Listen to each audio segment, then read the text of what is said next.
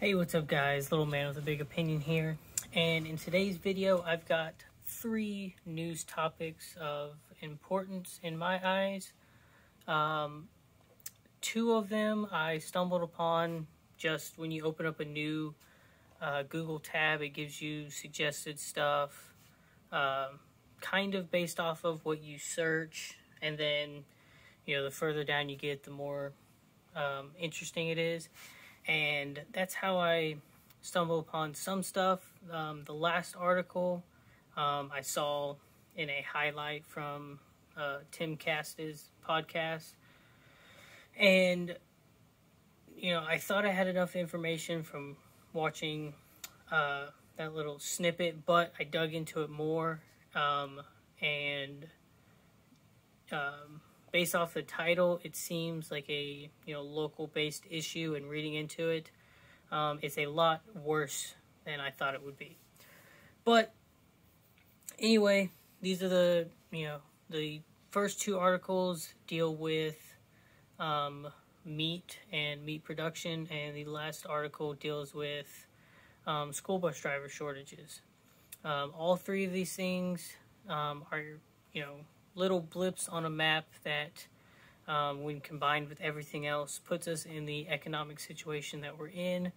And as a prepper, keeping up with these kind of things is important because, while it may not be affecting you right now, it could happen in your area. And being, prepared for these type of situations, like I said, for the economic situation, all of these little things stack up and turn into a bigger issue. If one of these instances you were dealing with, it might not seem too bad, but add 4, 5, 10 of these different things that we talk about, and it can turn into a serious situation pretty quickly. So if you haven't heard anything about this, or you would like to, voice your opinion, leave it in a comment down below. And if you have a friend or family member that would benefit from what we're going to talk about, then share the video with them, or just, point them to my channel.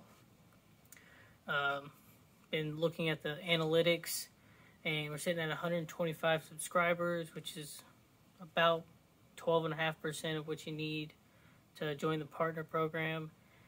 And we're sitting at about 1,300 watch hours, which is getting pretty close to 30%, I think, 29-30% of the watch hour requirement. So you'll like the content I'm putting out, and let's go ahead and get into this. So the first video, I pulled this from The Guardian. When I read this the other day, they were the only people that had reported on it, and now there's about 15 different people talking about it. And for all of these, I'll put a link to the article down below so you can read through it yourself. But the Netherlands proposes radical plans to cut livestock numbers by almost 1/3. So they're worried about their greenhouse gas emissions, and their so it says Dutch farmers could be forced to sell land and reduce the amount of animals they keep to help lower the ammonia pollution.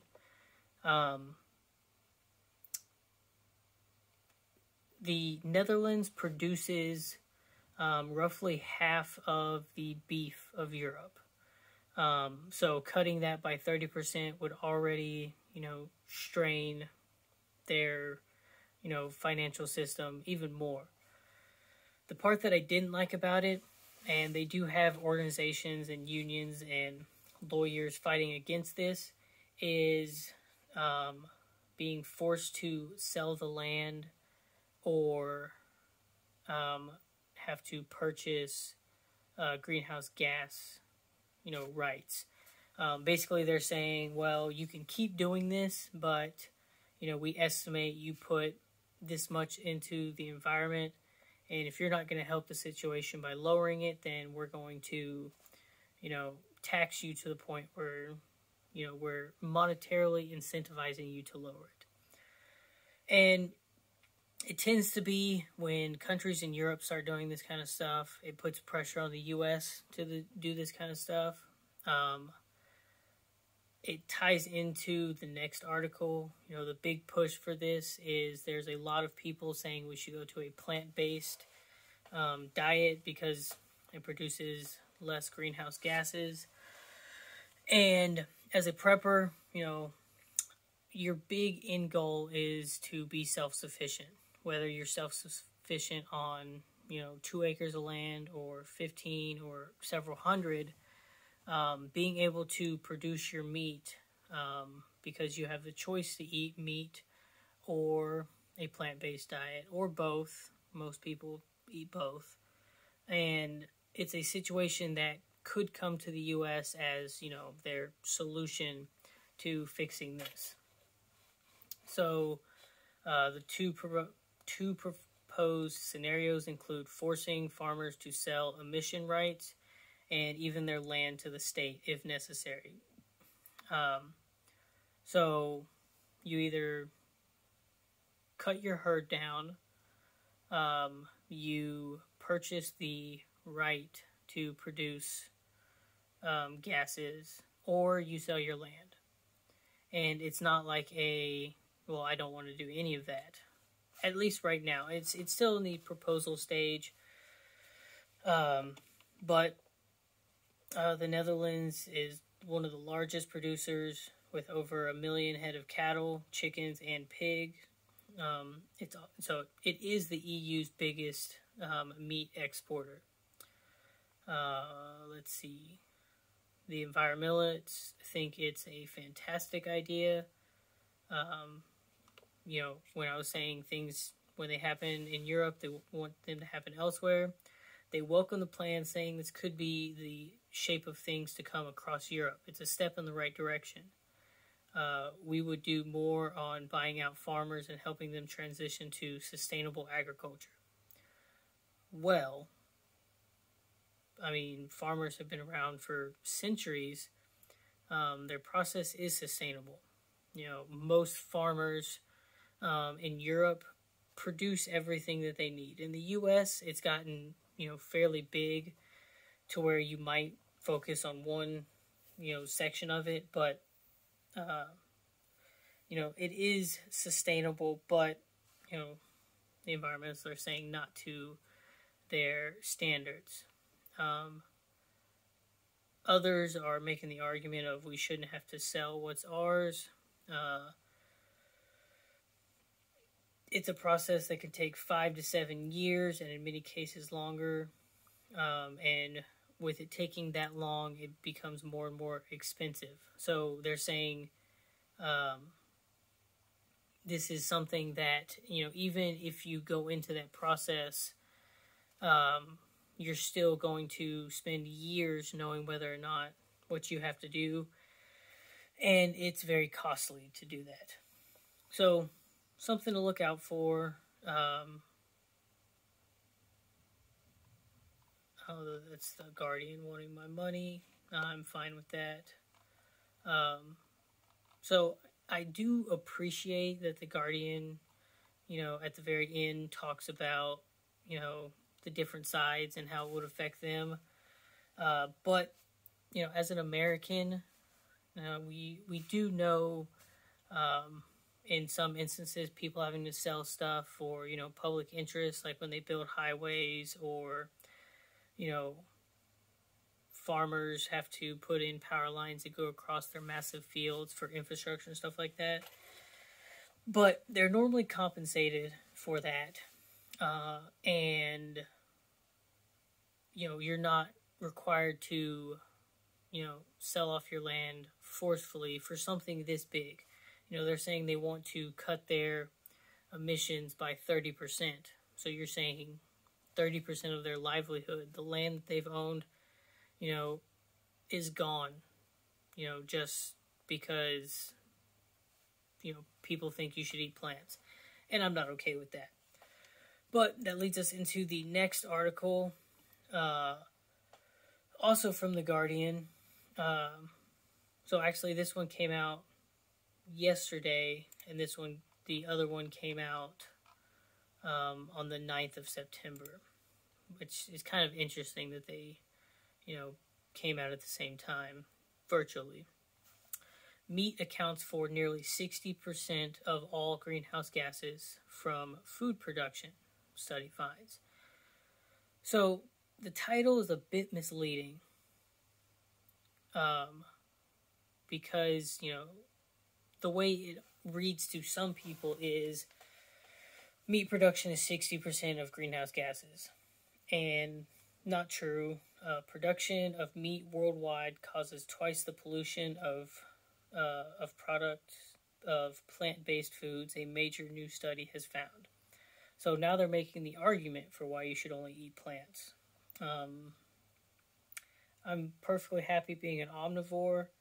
I think humans were made to be omnivores, but there are some people that have switched to a pure, carnivore diet, others a pure herbivore diet, and if it works out for you, great. I like my options though, and I still plan on getting chickens in the spring. So let's read a little bit into this. The global production of food is responsible for a third of all planet heating gases emitted by human activity. So they're saying 30% of our gases come from this. Meat causes twice the pollution. We just read that. The entire system of food production causes 17.3 billion metric tons of greenhouse gases. This enormous release of gases that fuel the climate crisis is more than double the entire emissions of the U.S. and represents 35% of all global emissions. So they're trying to make it seem like it's a big deal that 7 billion people, producing food is more than double the entire emissions of the U.S. Because the U.S. is big and they tend to be the standard for stuff. And, they're saying 35% of all of the emissions are coming from this. So if that's the case, then, they're arguing only go plant. And I'm not about that. It's higher than what we expected. They also make the argument in here, we're using so much farmland to produce food for animals, which is also contributing to this. Farmland that we could be used for growing fruits and vegetables for people to eat. And then they've got a little chart here based on the metric tons. Beef, cow milk, pork, chicken, sheep, buffalo, chicken egg, buffalo milk, goat, and horse meat. And then they throw up rice, wheat, sugarcane, maize, potatoes, soybean, bean, sunflowers. They're also saying it requires a lot of land, which is often cleared through the felling of forests, as well as vast tracts of additional land to grow their feed. Paper calculates the majority of all the world's cropland is used to feed livestock rather than people. I think I already mentioned that. Okay, then, 1 kilogram of wheat produces 2.5 kilograms of greenhouse gases, while 1 kilogram of beef produces 70 kilograms. So you can look in their database that they gather this information from 200 countries. And it surveys 171 crops and 16 animals. And the other reason why this is also coming out right around this time is 14% of greenhouse gas emissions come from meat and dairy alone. And we're about to have some conferences with the UN, some global talks amongst the world leaders, and they want this to be a big talking point. Why this is an issue for preppers? Well, it's an issue on a personal level. Here in the U.S., you have the freedom to be fat or skinny, You have the freedom to, build wealth, collect as much silver, store as much rice, own 1 million rounds of ammunition, or, only own a 22. Meat production meat in general is a excellent source of protein. Yes, you can get protein from beans and other plants, but it's an excellent source of protein. And as a prepper, becoming self-sustainable, most of the plans, required, have animals involved in it. The easiest thing is chickens and rabbits. You can go up to cows and pigs and sheep and goats, and it's one of those things of, if you want to get religious on this, then most Christians believe God gave us the animals and the plants, for us to take care of and use for our benefits. And if we want to get into a climate change, a global warming talk, then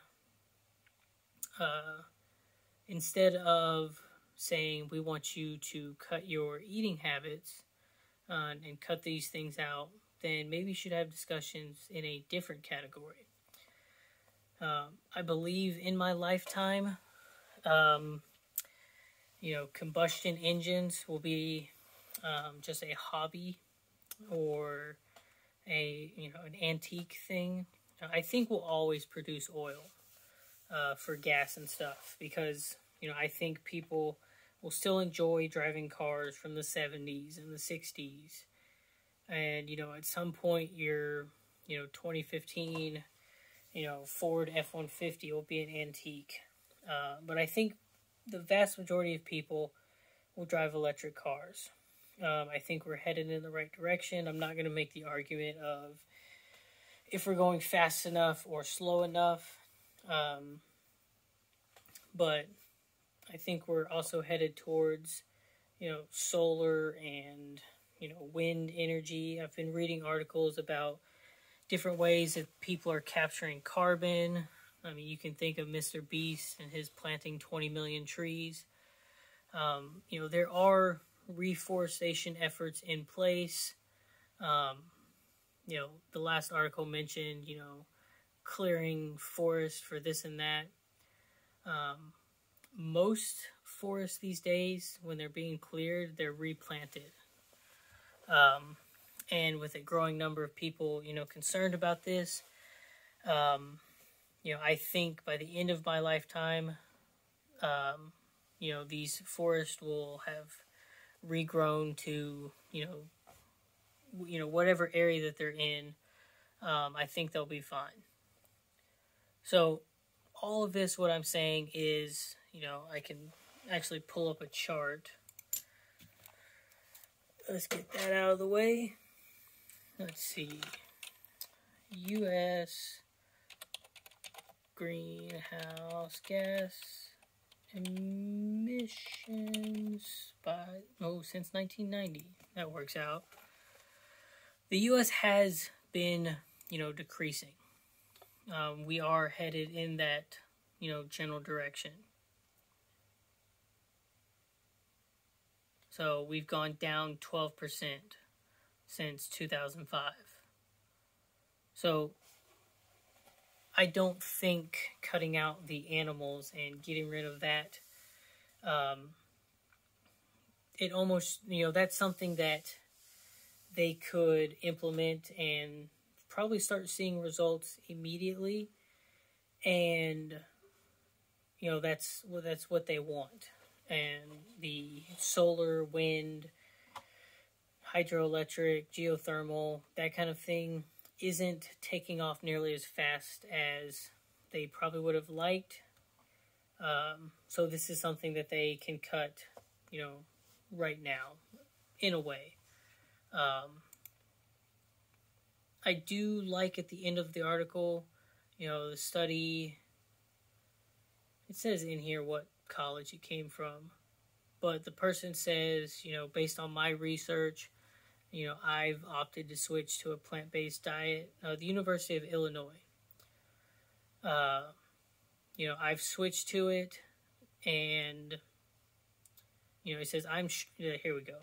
I'm a strict vegetarian, and part of the motivation for this study was to find out my own carbon footprint, but it's not our intention to force people to change their diets.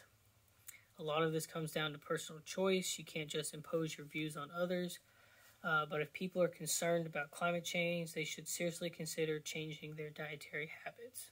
Which, I got to give that guy a lot of credit. It comes down to personal choice. And my personal choice is we've got a plan in place to put solar on our roof and, becoming sustainable. We want to control our own water. We want to control where our meat comes from. And if we can get land, we might control where our, vegetables and fruits come from. Doing that, producing what you need and keeping it local actually helps the environment. A lot of our coffee comes from Africa and South America. A lot of, I don't know of many people that, grow avocados here. Even, getting your oranges from Florida, it's got to travel on a truck. You're cutting the greenhouse gas emissions. Your grocery store, there is probably a minute amount of products in that store that actually come from within a 50, 100-mile radius. Most of it is coming hundreds and thousands of miles and crossing the ocean for us to have it. So, I kind of thought about this while I was making this video. If you are producing your own food, you know where it's coming from, you know what's going into it based off of different, GMOs, antibiotics, that sort of thing. And you are cutting down on the greenhouse emissions, if you want to believe that. But we talked about meat long enough. The last article, no, I don't want to sign up. This came from Business Insiders. Massachusetts governor has activated 250 National Guard members to drive students to class. I don't know how old this picture is, but these guardsmen are still wearing the digital camo, and one guy is wearing the stuff from the 80s and 90s. Oh, let's get this in here.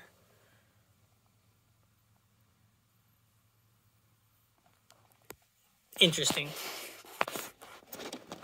But let's break this down, because, on the surface, it just seems like, Massachusetts is having an issue. Their two issues is they have a shortage of applicants with commercial driver's license, and they're saying most National Guardsmen tend to have it. They have a shortage because people aren't wanting to go back to work based on mask mandates, vaccine mandates, and pay issues. Pittsburgh Public School delayed school by 2 weeks because they didn't have bus drivers needed. A school district in New York started school remotely because they needed 78 more bus drivers. So they needed 78 because they had that many resign 2 weeks before school started. This school district in East Side, I don't know where East Side is paying parents $700 for the school year for each kid that they drive. In Chicago, 70 public bus drivers quit right before the school year due to vaccination requirements. In Chicago, they are giving parents a $1,000 stipend to use however they want to transport their kids, whether it's public transportation, Uber, or Lyft for the first 2 weeks of school, and then they'll be getting $500 a month.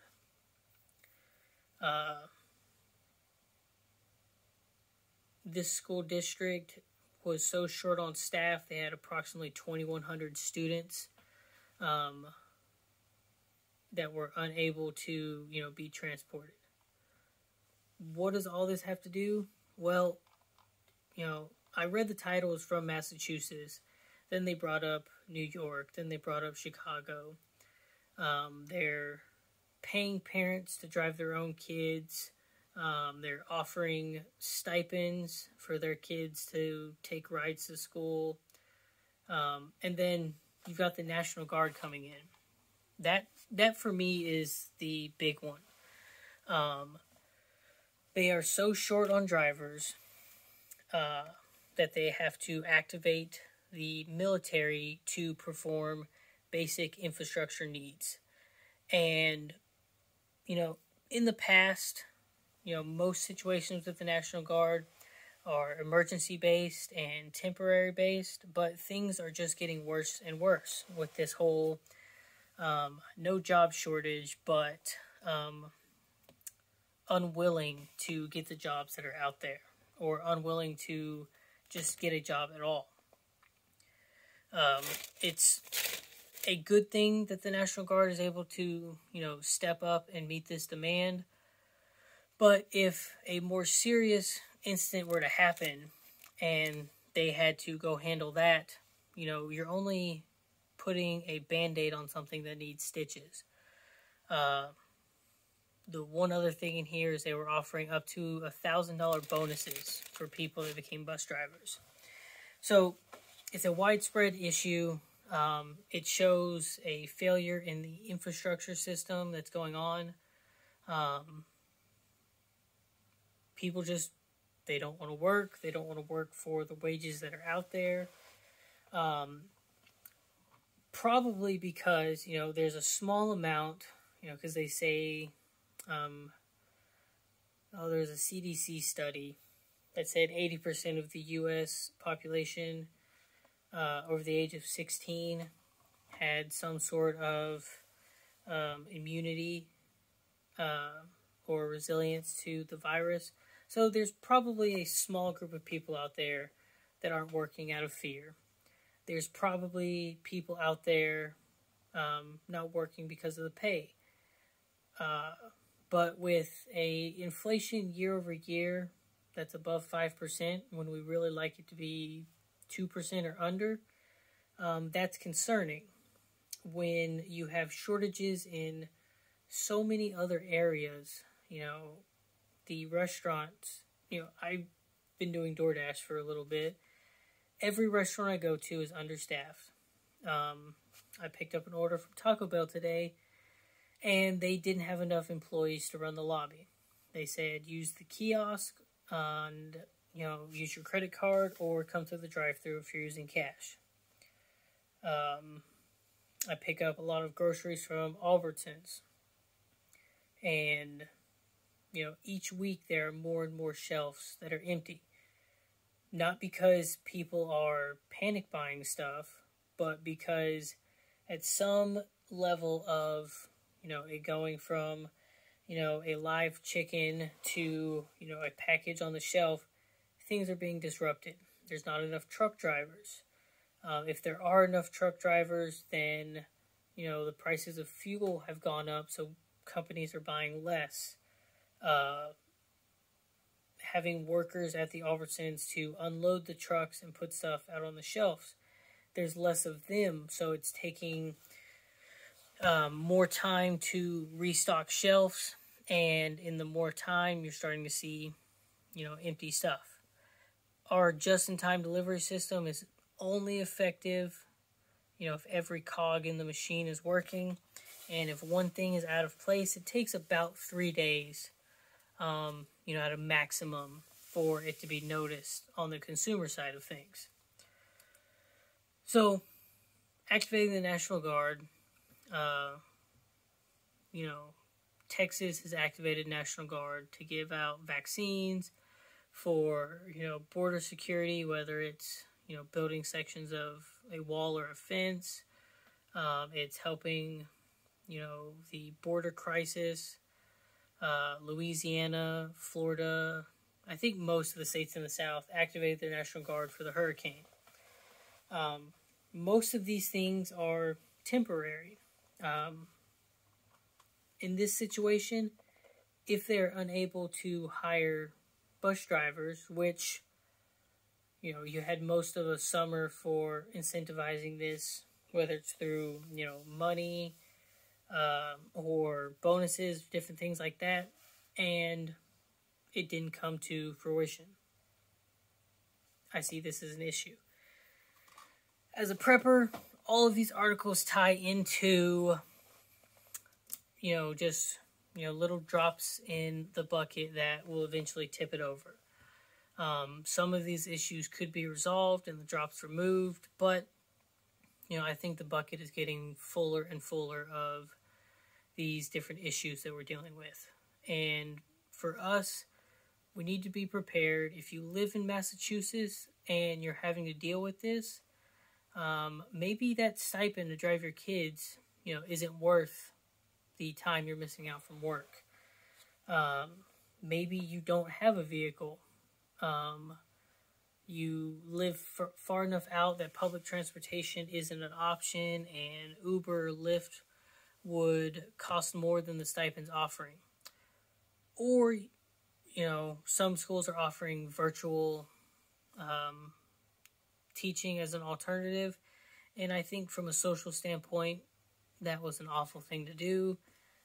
Being in that public atmosphere, teaches you social skills, allows you, emotionally and physically to be active, whether it's through friends, relationships, sports, and other extracurricular activities. And, this is going to be an issue that, it might not seem like that bad of a thing, but it could have, consequences in the future. But this video is over half an hour long, and if you stuck through it this far, good for you.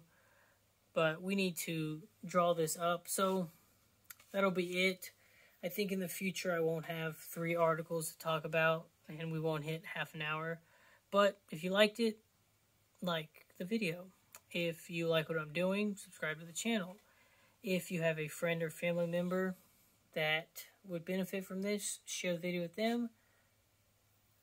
And I'll catch you in the next one.